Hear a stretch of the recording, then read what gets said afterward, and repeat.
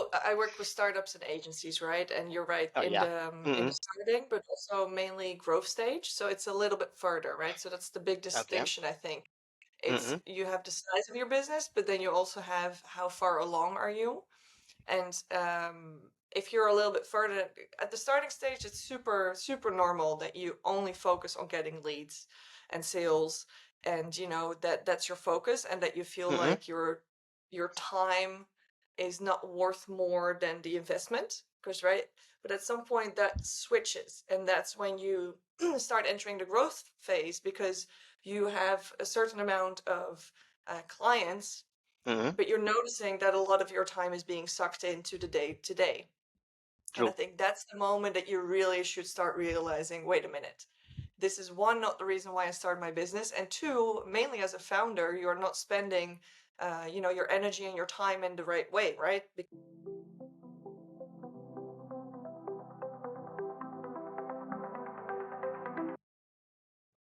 Hi, everybody. Those who are watching and listening, welcome back to my show Experiences with Anish. So today we are with yet another great episode. Today I have Misha with me, who is completely into operations and system building and automations for businesses, and also she literally helps specifically or startups to get back their time by implementing the right strategies for automation, operations, and like what are system and all those things, right?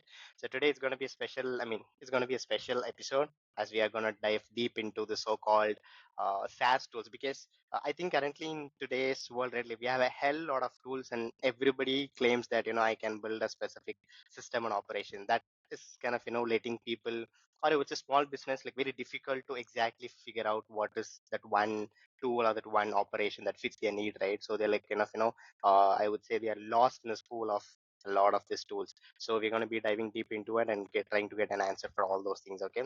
So once again, thank you so much, Misha, for for taking your time and being on my show. So how do you feel? Yeah, good. Thanks for having me. Looking forward to it. Yeah, awesome, awesome. So with that, let's get straight into it, Misha. So very first question I just wanted to get off with is like, how should small business think about operation systems? Because when we think about this automations, operations, and systems, I know very sure that large enterprise business they already have it in place. They do think that that's like very important to get your work done right on right time and all those things. But when you talk about small businesses, they would be like kind of skeptical to implement these things, right? They would be thinking that is it going to really give me this return on investment that I'm doing here? So like, how should small business actually think about this operation system? Is there any like framework that you would recommend? Like, how is it? Yeah. So I work with startups and agencies, right? And you're right Oh, yeah. in Mm-hmm. the starting, but also mainly growth stage. So it's a little bit further, right? So that's the big Okay. distinction, I think. It's Mm-hmm. you have the size of your business, but then you also have how far along are you? And if you're a little bit further at the starting stage, it's super normal that you only focus on getting leads and sales, and that's your focus, and that you feel Mm-hmm. like your time is not worth more than the investment, because right. But at some point that switches, and that's when you start entering the growth phase, because you have a certain amount of clients, Mm-hmm. but you're noticing that a lot of your time is being sucked into the day to day.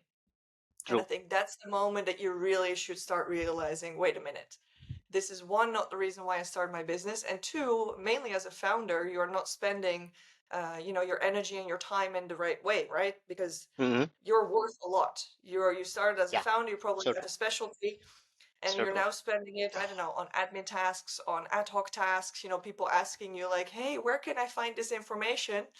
I think that is the moment that you should start thinking about optimizing your processes and tools.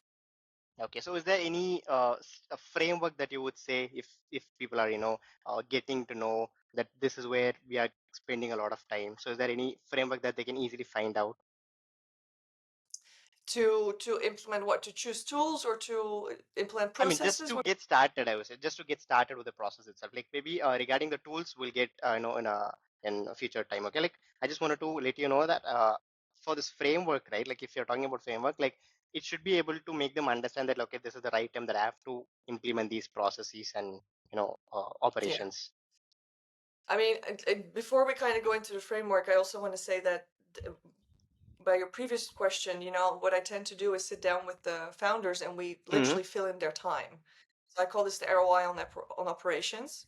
And we Okay. we sit down and I ask them like, how much time do you think you're spending per week on, Mm-hmm. researching answers to questions?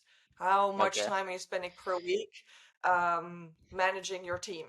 And then Mm-hmm. very quickly kind of get an idea of, holy crap, I am spending probably, that is the normal anyway, I'm spending more than 50% of my time, which is over 20 hours, on ad hoc and admin tasks. Again, which should not be the founder's Sound as true. priority, right?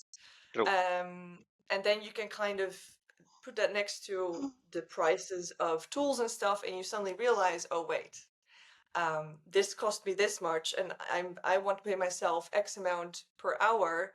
It's literally the cost of 1 to 3 hours of my work. That's the monthly fee of the tool. But we'll True. get into that later. Absolutely right. And then the framework. So how I always work is I go through understand, plan, and build. So these Okay. are 3 steps, because what I see founders do very often, or anyone who has a small business, but also big business, by the way, they jump to the last. So they Okay. jump to the build part, which is Build choosing the part. tool, right? So Mm-hmm. that Mm-hmm. what you come across very often is that they've tried a lot of project management tools and multiple CRM tools, but nothing stuck, because none of them are really the good fit. And the reason is because they don't take time to really understand their own business and to Mm-hmm. understand the real needs. So True. when we talk about understand, plan, and build, the first part is mapping out your processes. So I always say to people, if you do this yourself, don't overcomplicate it, okay?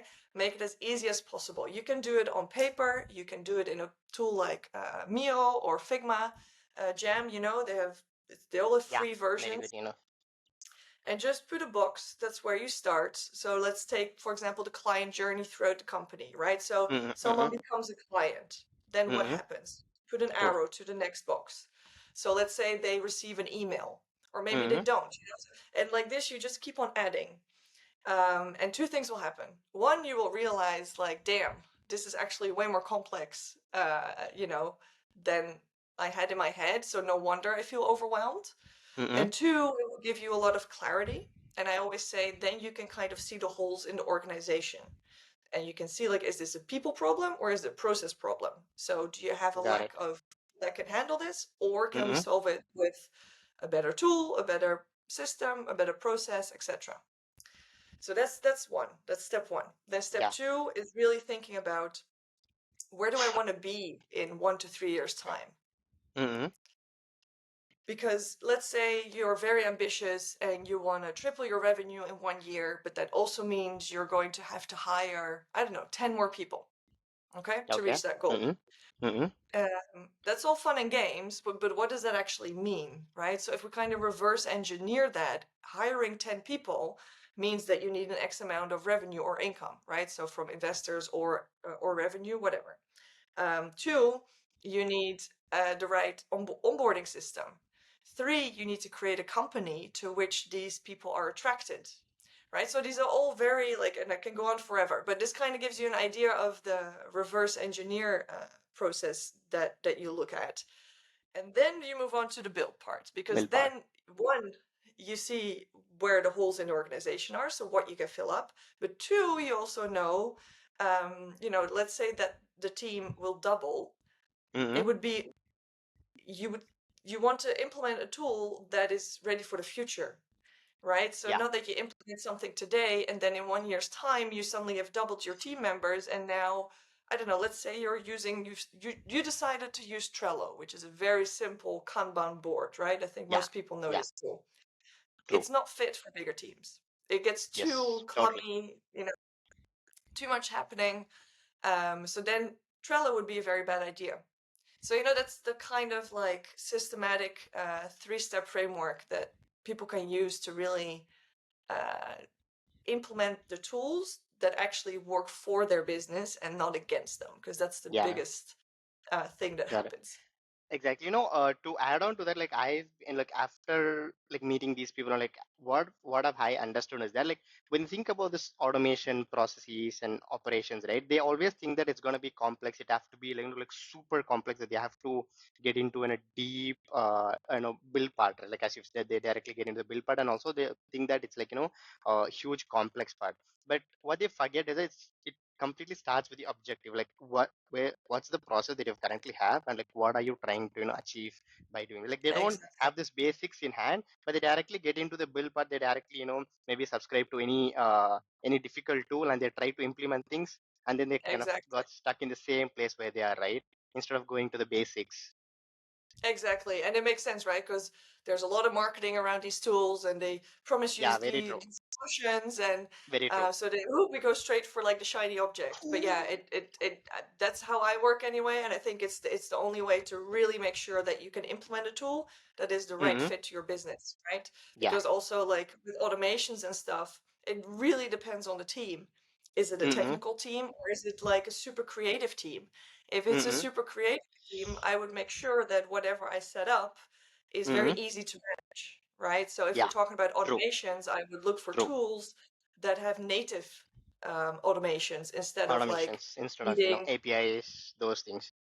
instead of that. Yeah. So instead of having to need Zapier or make.com, make sure that they're native, right? Mm-hmm. But not every tool has native integrations. So again, there's a lot of factors that are important when choosing the right tool Yeah.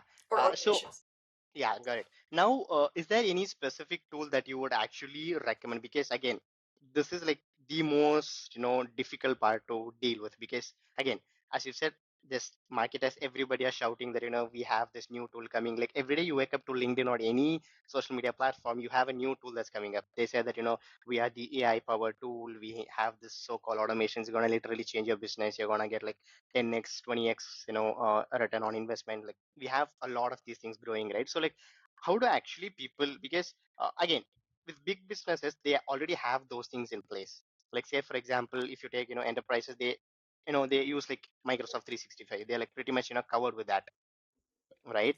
So they have that option in place. But when you talk about the small business, they do not have the budget and resource to actually test out different tools and then implement, right? So like how can they even kind of try to get the right one? Yeah, good question. Work with me?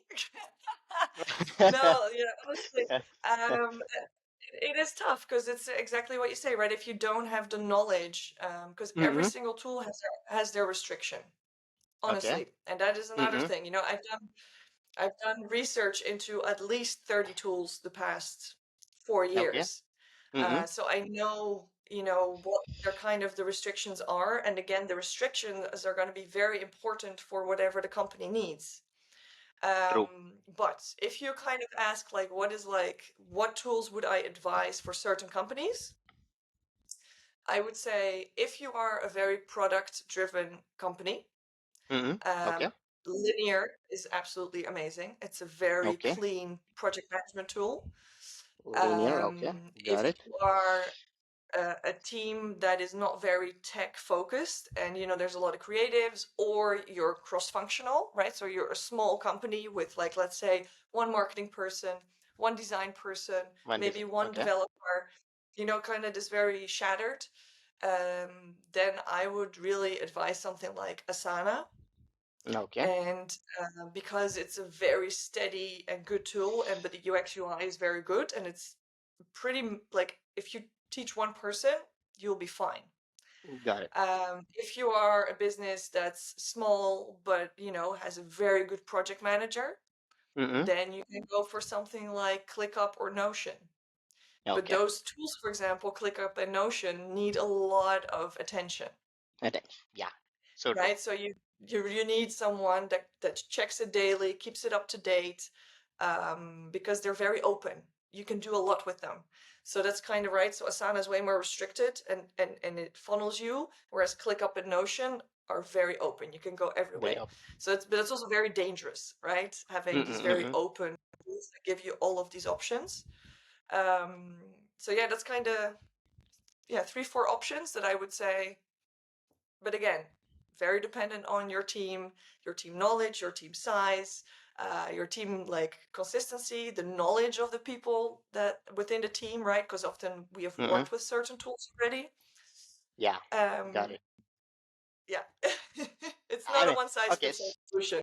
true, true. And I wanted to have, I wanted to ask you about the part of Notion because uh, when I look at my LinkedIn, right, like maybe because I've connected with a lot of LinkedIn experts, I don't know like what might be the reason, but wherever I see like everybody are endorsing LinkedIn is what I think, from my perspective. Okay, people say that, I mean, sorry, Notion. Sorry for confusion. Notion, like I'm talking specifically about Notion. Okay, so when I go to LinkedIn, everybody are like in endorsing Notion.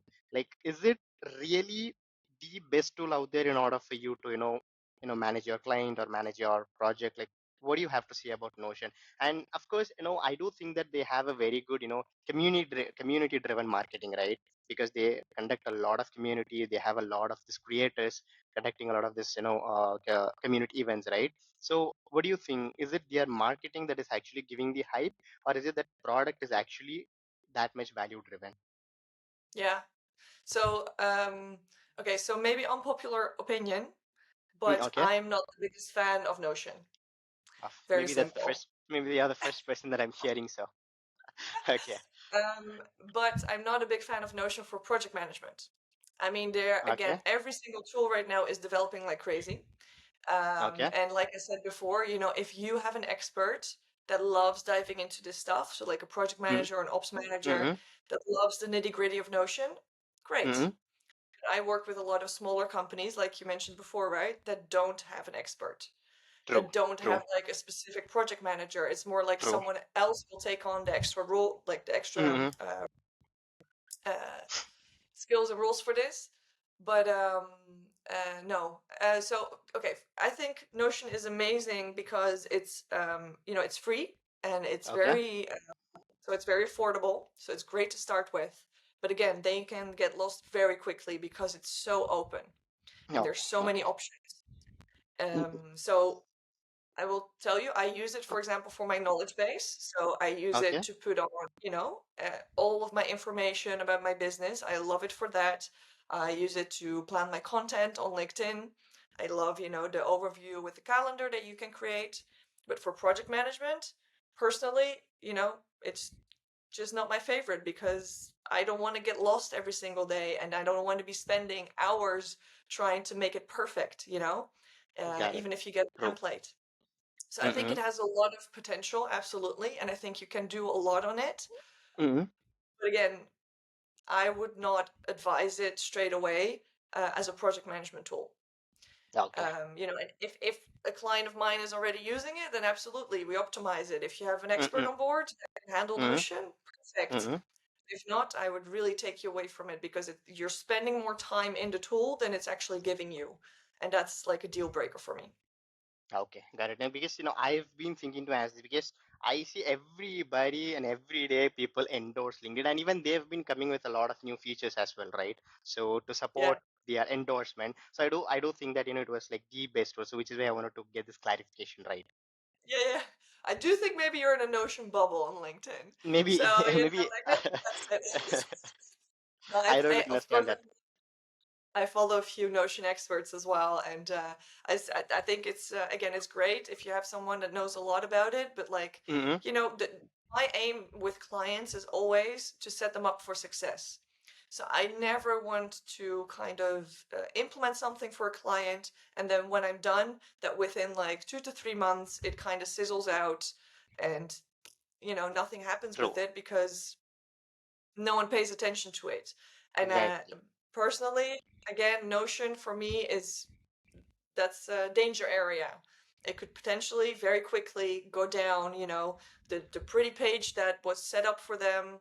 They try Mm-hmm. to add things, it becomes a mess, and once it becomes a mess, people don't like it anymore. People get overwhelmed, and that's just not the way I want to leave people. So I want to Okay. give them a tool and a solution Mm-hmm. and a process and a system that when I walk away in 1 year's time, it's still there. It's still solid. Okay. That's the Yeah. aim anyway, True. Um, yeah, I mean, like as you've mentioned, it also it should always be value driven implementation rather than tool driven implementation. Correct? Yeah. yeah. Got it. Exactly. And I think, Yeah. a lot of us out there in general, when we kind of implement stuff for companies, Mm-hmm. we love that we're the expert. So we make it very pretty and then we leave it, but then it, yeah, it falls down and it's just such a shame. So that's what I really try to do different. I really want to set my clients up for success. Again, when we're talking about the framework that I work, the reason for it Mm-hmm. is Mm-hmm. because I don't want, again, that if they start growing like crazy, that in 6 months' time they outgrow the tool that I've implemented. I want to Yeah. make sure that it can handle their growth, it can handle whatever's coming, etc., etc.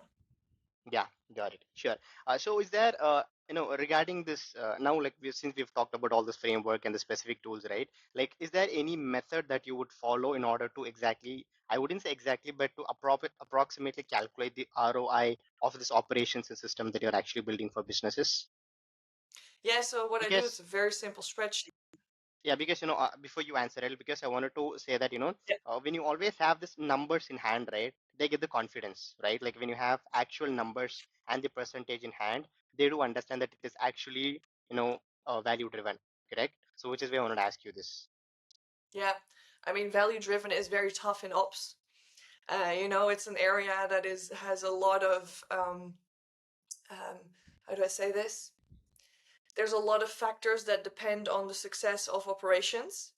Okay. And it's a tough one to put a number on, but what I always promise personally, so I sit down with them, we fill out like, okay, what are the like ad hoc tasks you feel you're dealing with? So Mm-hmm. things that are coming through or day-to-day stuff that you feel like, wait a minute, this is not where I should be spending my time. Mm-hmm. And again, most founders are spending more than 20 hours a week on admin and ad hoc tasks, and that is just a Well, waste of time. So once we kind of have that, mm-hmm. my promise is always after working together, 50% of that. So you will gain 50% of your time back. So that means a minimum of 10, let's say it's 20 hours a week, you gain back a minimum of 10 hours a week. So that's how I Okay. personally do it. Mm-hmm. But like, there's been some research and stuff that if you're like, for example, the amount of time that teams are spending looking for the right information, so that's a lack of a good knowledge base, Yeah. or SOPs, True. is True. literally like a third of their day. A third Oh, of someone's day, is a that's minimum of what, 2.5 hours times five. That's a huge amount of time. So if you can make that more efficient, you basically get in like a day and a half back of an employee's time just for searching information. yeah. Another one is if you don't have a project management tool and you're delegating tasks through, email or WhatsApp. First of all, a lot of things will fall through the cracks, right? Because the Mm-hmm. responsibility of kind of making sure that you follow up from those to-dos is the person that receives them. So they need to then write it down somewhere, or make a note and then follow it day by day. Yeah. um, Communication that is around those tasks, right? So, hey, Mm-hmm. what's the update? Or, hey, I added this and this. Make sure to check it out for the client. If that all goes through email or WhatsApp, again, that's an information overload. So, with a project management tool, you can take all of that away. So it's all about, I guess it comes down to the same thing, reducing the overwhelm, making things more clear, and just getting rid of the noise, right? So Yeah. just, okay, these are my tasks of today. Here's the extra information. It's right there in the task, blah, blah, blah. Okay, cool. Tick, tick, tick. Got And it. then linking back to your question of like, how can you measure that? It's honestly, it's about 50% of time that you gain back so that people can spend on the things they're actually meant to spend their time on. Yeah, sure. And I think, actually, I've got a very good clarification here because everybody have maybe this is how they market it or like this is how they've been, having a misconception stating that let's say we implement a make scenario or like let's say they implement any automation or operation, right? So they've been told that maybe you will get a lot of leads or you will get a lot of, profits in return, right? I do think that that's possible, but maybe that's a byproduct because when you're actually implementing this operations and systems, like we do get the time back, so that time can be actually spent into maybe building out strategies to get more leads or to do a lot of communication, like those time can be put in like some other important work, right? Which then eventually gives you leads and more conversion and those things. But this is where like people get this confusion that they think that once if you implement this, are we gonna get more leads, or like are we gonna get more profits out of it? Correct. So this is where I think they have to have a distinction between these. So it's like byproduct, correct? Yeah, I mean, yeah, absolutely. But when you're, if we kind of move it, if you're talking about like more leads or more sales, because that's very different, right? So Yeah, the true, lead true. side is more the marketing, and the more sales Mm-hmm. is more the sales side. So if we kind of focus on the more sales, it could absolutely be that you get more sales because of the retention time, right? So Yeah. let's say you have nothing in place and you're doing everything through email, and you're getting so many emails a day that, Okay. one, you can't keep up, and True. two, if you can't keep up, that means that, people are not getting a reply. If people don't get a reply, they're not happy. Mm-hmm. Let's say that you did manage to send out a proposal, you did manage out a contract. Again, they reply, there's no response. That lack creates a lack of trust, right? It breaks the Yeah. trust between the client and or the potential client. So I think with setting up automations of having this like client journey or Mm-hmm. onboarding process for clients, Mm-hmm. you can absolutely it can mean that it generates more sales, because we do live in an era where we're constantly overflowed with information. So the Yeah. quicker something goes and the more it flows, the nicer it feels, right? And the more Understood. prone we are to keep our like attention span um, with it. Yeah, So in very that true. sense, yeah, I think the sales side, yeah, leads, yeah. Got Again, it. Sure. follow-ups, absolutely. If you have that Mm-hmm. automated and you're on top of it, you have a system Mm-hmm. implemented, yeah, absolutely. Same.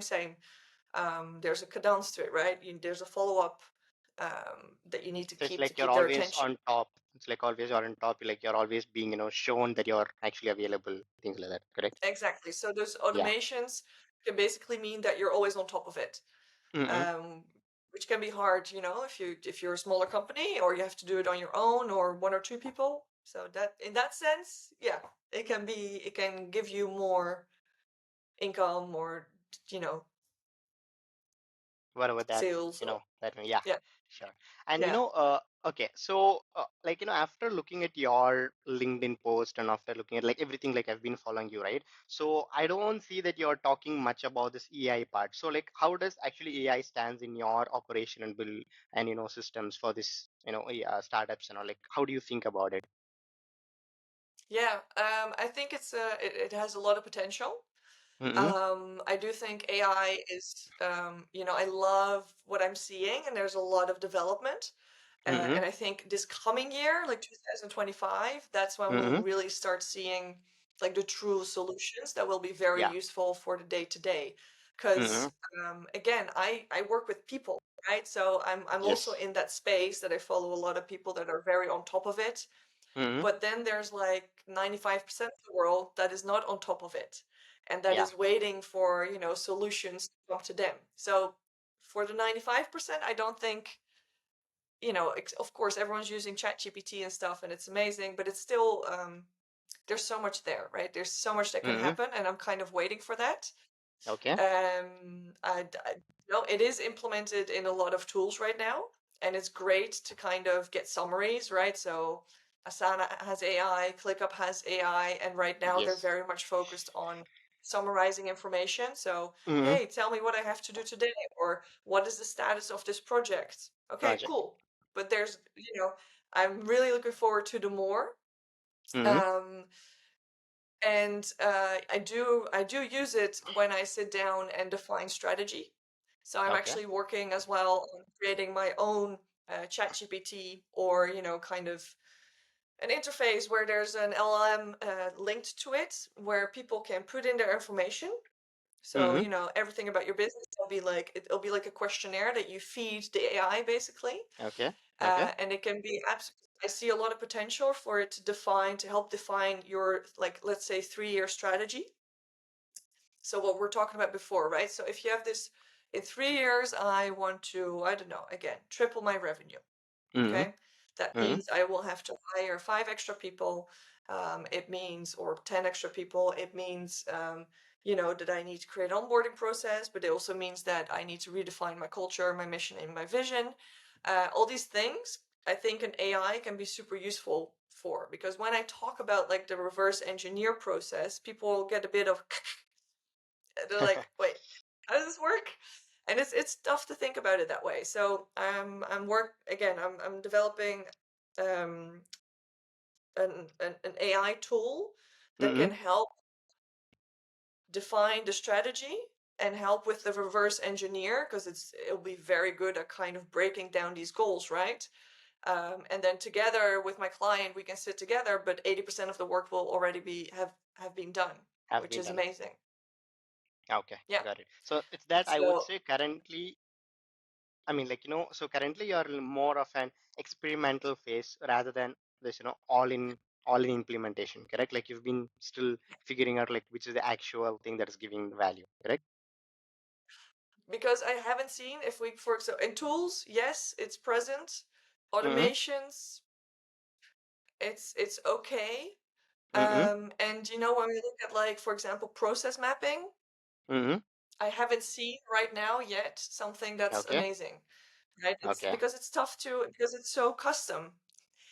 True. So you can't Very be true. like, hey, make me a process it's very difficult. You really have to sit down yourself and get the information Mm-hmm. out of your brain. I Mm-hmm. hope at some point a tool will come out that once we have put this like in a process map, let's say, you can ask it like, hey, show me the areas which I can automate. Show me how I can make this process more lean. That would be Uh, amazing, but it's not there yet. True. Got it. Understood. Sure. Yeah. Now again, okay, so now I think we've done with this operation systems and this AI, which I wanted to ask you about. And finally, I wanted to end this with I think, there are like two things I want to ask you. One is, before we end, like, what does your tool stack look like? Now, since you are the one, like, you are implementing all this and giving it for businesses, like, how does your own tool stack look like? What sort of tools and those things Yeah. that you use? Yeah. So I use Asana for Okay. my own project management, Okay. for my client. So when I start a client project, it's all in Mm-hmm. there. Mm-hmm. I have my time, so that's also in Asana. I do my time tracking in Asana. I have my CRM in Asana. So basically everything that has to do with management is in Asana, and then I Okay. use Notion as Okay. my knowledge base. Knowledge So, base. and Okay. as a planning tool for LinkedIn. Okay. Yeah. So, new ideas about programs that I want to launch, new website ideas. It's like a brain dump for me. And again, LinkedIn planning. So I have a calendar where I see exactly what I posted when to kind of keep track of that. Um, and I have automation set up. So with Asana and Calendly, sorry, I will start this Yeah. again. Is that okay? So my Yeah, sure, tool sure, stack sure. is Asana Okay. Asana for anything management. Mm-hmm. So CRM, client management, and project management. And Okay. I use Calendly for my calendar management and client Okay. calls. And I Mm-hmm. have a Mm-hmm. make.com automation set up with Calendly and Asana. So Mm-hmm. whenever someone books a certain call in Calendly, it goes into a certain, it gets a tag in my CRM in Asana. Okay. And then I have Notion as my knowledge base, where again, it's as a like a brain dump for me and for my LinkedIn content planning. Okay. And I think when that's you it. say this, yeah, I think when you say this automation, right? So do you use any other tool for this automation, or do you do it right inside these tools itself? Or like do you Zapier, Make? How does the automation look like? Yeah, so make.com is the connection between Calendly and Asana Okay. right now. Okay. Got it. Yeah. Sure. Yeah, and Yeah. if we kind of go into Zapier and make.com, I mean, that's another, why make.com?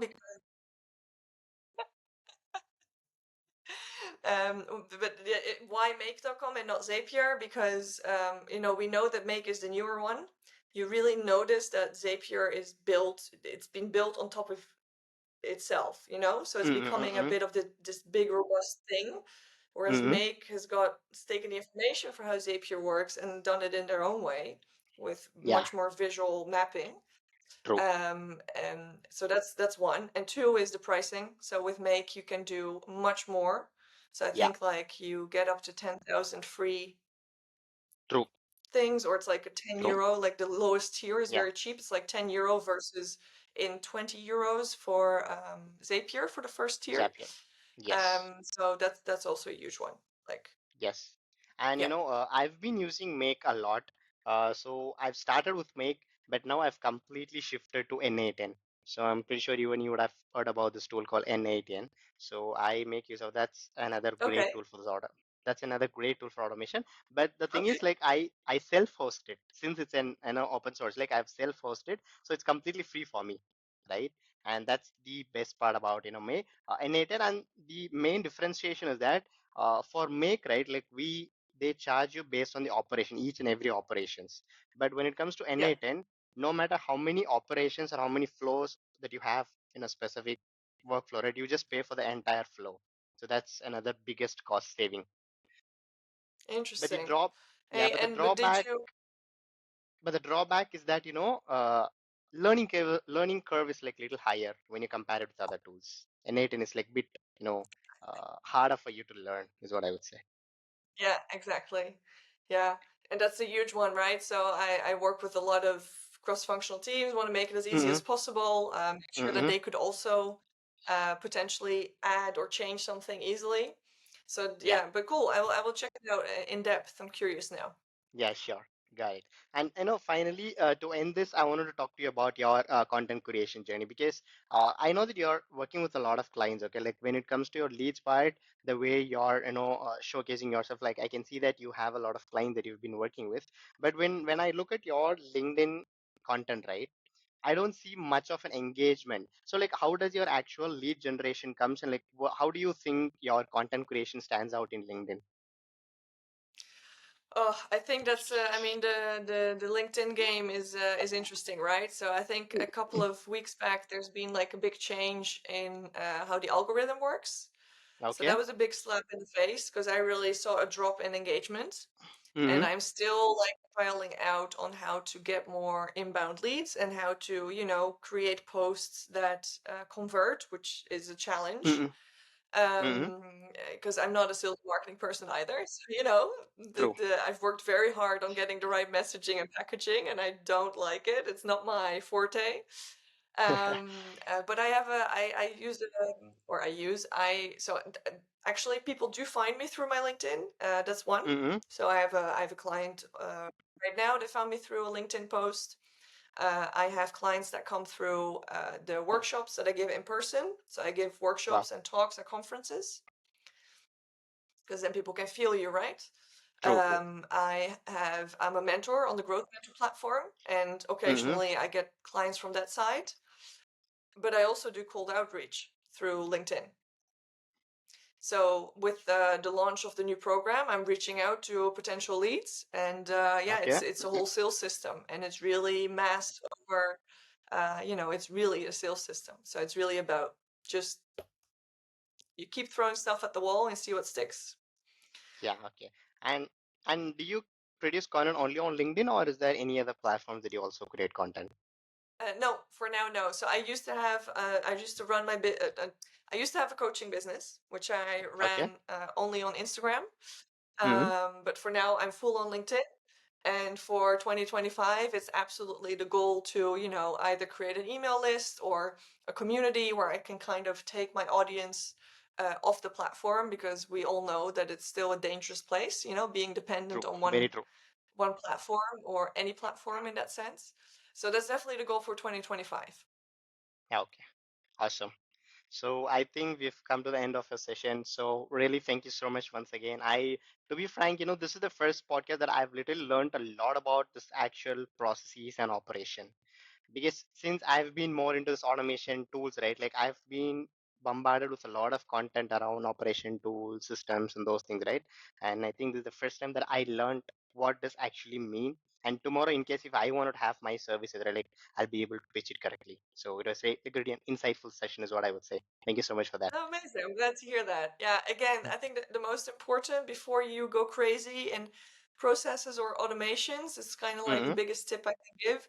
Just get really clear, right? So visually map out what is happening, and then you will be exactly able to see, oh, right here is a bottleneck. There's way too True. much True. manual work happening. So let's see how we can is it possible to automate, and then how? Mm-hmm. But also, can we, implement a better system that makes it flow more?